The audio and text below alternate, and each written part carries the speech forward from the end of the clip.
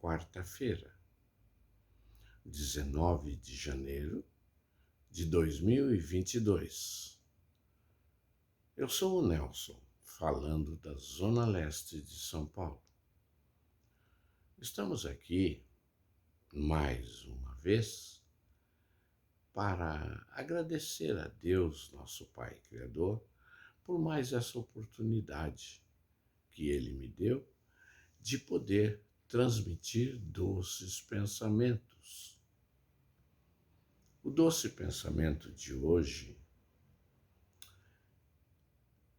é do capítulo 27 do livro Egos em Conflito, ditado pelo espírito de Inácio Ferreira, psicografado por Carlos Bacelli. O título é Transtorno Obsessivo Compulsivo. Mas antes eu quero agradecer e pedir a Deus que abençoe o nosso dia, que abençoe o nosso trabalho, que abençoe as experiências por que passei e por que passarei. Abençoe nossos amigos, abençoe principalmente os nossos adversários. Faça de mim um instrumento de vossa paz. Abençoe nossos amigos espirituais que diretamente colaboram nesse nosso trabalho. E vamos ao capítulo. Transtorno obsessivo compulsivo. Odilon,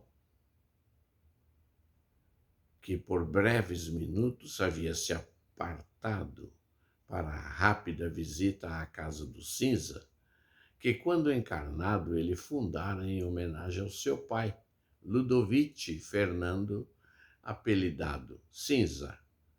Voltara a tempo de eu lhe formular a instigante arguição. Odilon, você tem algum tipo de toque?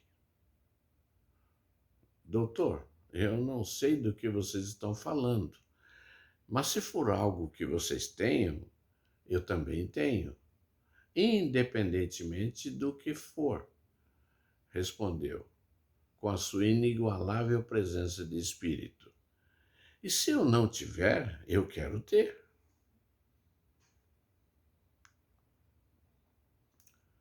Não, eu expliquei sério. Estávamos comentando sobre o chamado transtorno obsessivo compulsivo, que às vezes torna-se quadro tão agravado que culmina com a internação em hospital, qual, por exemplo, é o caso desse nosso irmão que adquiriu uma compulsão quase incontrolável por lavar as mãos. Sim, aduziu Manuel, e o doutor Inácio estava nos falando que, mais ou menos acentuadamente, todos nós somos portadores de compulsão semelhante. Quando no corpo carnal, comentou o instrutor, atendi a casos assim em nossas reuniões na Casa do Cinza. Com tratamento de passes e frequência, as palestras públicas aliado a alguma espécie de atividade no campo da caridade, alguns deles apresentavam melhoras significativas. Interrompeu-se por breve instante e contou. Uma senhora, mãe de 2 filhos, ela já estava com mais de 50 anos, creio. Amiga de Dalva, minha esposa, procurou-nos com uma mania estranha. Não podia ver um fio de linha se soltar de qualquer pano que começava a desfiá-lo. Roupa, sofá, tapete, toalha de mesa, pano de prato.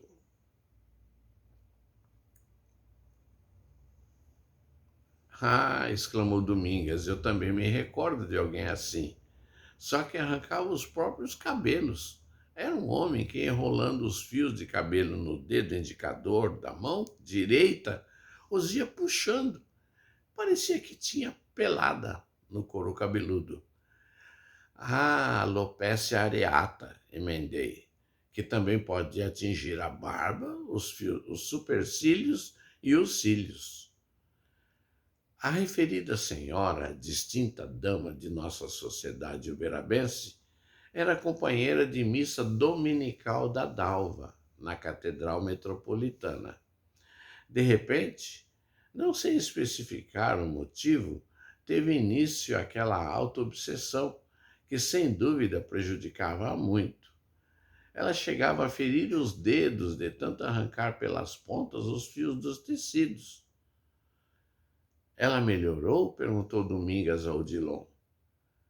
O espírito, como nos fala o doutor Inácio, respondeu ele, é um ser estranhíssimo, pois creio que inconscientemente a senhora estivesse procurando outro caminho para a sua fé. Ah, que coisa! Domingas, falei, os mecanismos do inconsciente muitas vezes são regidos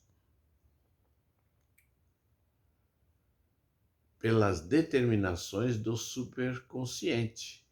O Odilon está certo. Esse nosso irmão internado aqui no sanatório, digamos, com essa, aspas, síndrome do palato, de Pilato, melhor dizendo, fecha aspas, lavando as mãos intensamente, quase o dia todo, talvez que na presente encarnação, se porventura não tivesse vindo parar aqui no sanatório, nunca viesse a travar contato com o espiritismo e aduzir. O inconsciente está para o superconsciente, assim como o filho pródigo está para o seu pai.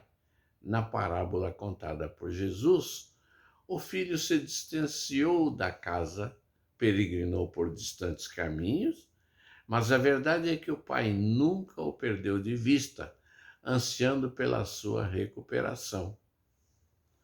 Presenteei a irmã amiga de minha esposa com um exemplar de O Evangelho segundo o Espiritismo e um romance psicografado por Zilda Gama, intitulado Dor Suprema.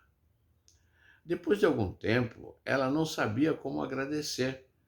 Passou a colaborar com as tarefas assistenciais da casa e orientei-a para que em seu lar, em vez de continuar puxando fios de linha nos tecidos, ela costurasse para os mais carentes, remendasse roupa, fizesse tapete para um bazar beneficente, algo assim.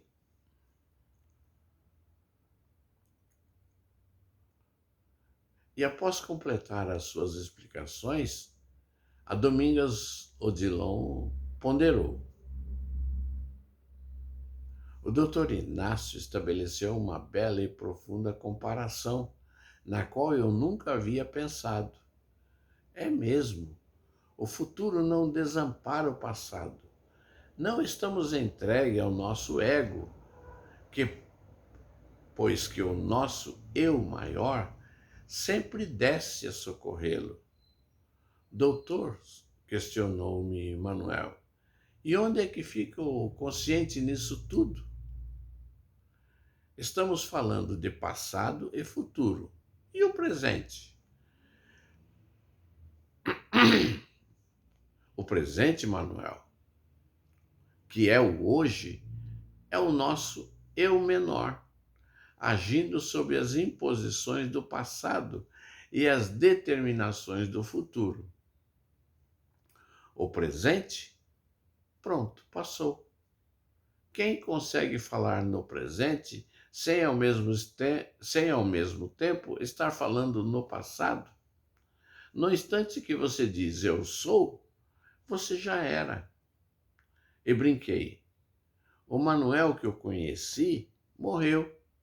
O Manuel que eu conheço está morrendo. E o Manuel que eu ainda conhecerei morrerá. Credo! Exclamou Domingas. Que encruzilhada! Domingas, repliquei, encabulando a companheira. Em termos encruzilhada, esse termo encruzilhada é: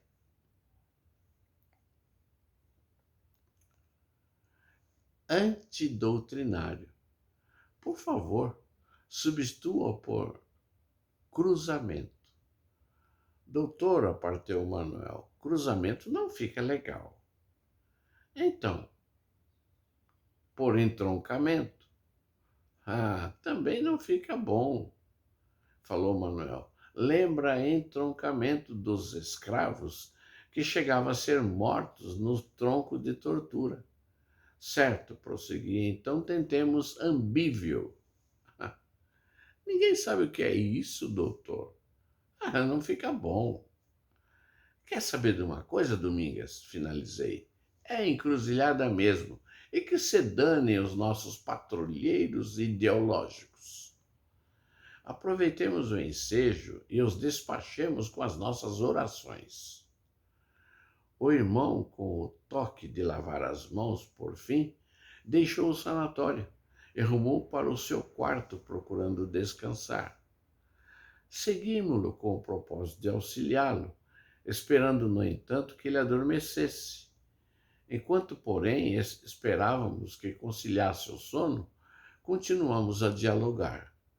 Doutor, interrogou-me Domingas, as doenças psiquiátricas, em geral, têm a sua causa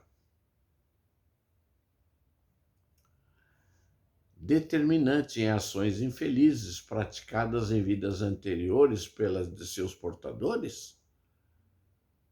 Ao que me parece, existem doenças mentais, umas mais complexas que outras, não?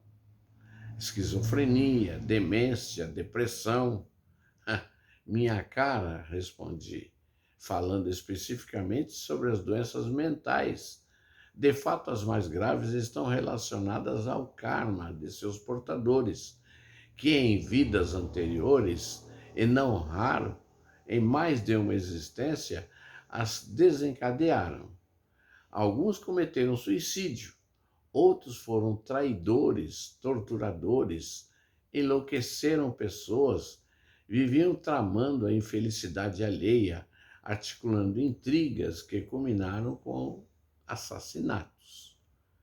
Porém, nem sempre alguma delas, como o toque, por exemplo, ou certos transtornos de personalidade, considerados transitórios, estão relacionadas a ações específicas do pretérito? Não, procurei elucidar com cuidado.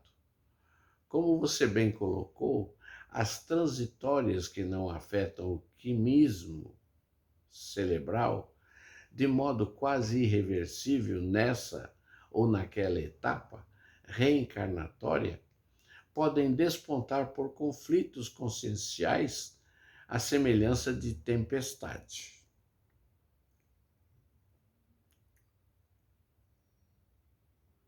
Que periodicamente abate-se sobre as árvores com o propósito de lhe fortalecer as raízes, arrancar-lhe algumas folhas secas, fazer com que lhe despenquem galhos apodrecidos, aliviá-los de uma carga excessiva de frutos.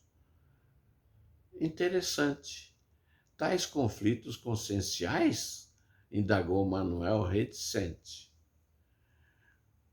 O espírito, explanei, não é diferente de absolutamente nada na criação divina e por isso mesmo está sujeito a fenômenos de ordem interna que o compelem à mudança de rumo. Não nos esqueçamos de que o Cristo, quando bem-aventurou os aflitos, por certo, incluía na lista os que se afligem ou se angustiam pela renovação pessoal. Porém, tornou Manuel, ele nem sempre se afligem com conhecimento de causa, não é? Não sabem que inconscientemente estão se afligindo, impelidos pela lei que nos coage a sairmos do lugar comum. Exato. Muitos, inclusive, chegam a atribuir a sua indefinida aflição a causas meramente orgânicas, quando em boa parte das vezes é um movimento de inconsciente, um terremoto que acontece nas profundezas do psiquismo, do ser, para que determinados conceitos e valores, em mudando de perspectiva, lhes amplie a capacidade de compreensão. Dr. Sabatino Domingues, é o que muitos denominam crise existencial? Sim, respondi. Crises existenciais para o fortalecimento do espírito são tão importantes quanto os resfriados são para o organismo, para que o organismo desenvolva suas defesas. Não obstante assim, como resfriados prolongados podem se transformar em pneumonias. Crises existenciais que consentimos demoram-se conosco, podem suscitar estados psíquicos que cronificam e toda patologia crônica termina a existir, a exigir ação terapêutica por tempo indeterminado. Com essas explicações, encerramos o capítulo 27. Mas antes de encerrarmos, eu quero agradecer a sua paciência, a sua visualização e seus comentários. Quero dizer que seus comentários, suas sugestões são importantíssimas, muito bem-vindas, pois através delas reduzimos ou acrescentamos algo mais para facilitar, para melhorar esse nosso trabalho. Que Deus, com sua infinita sabedoria e bondade, nos mantenha na sua paz. Muito obrigado, amados amigos, e até uma próxima oportunidade.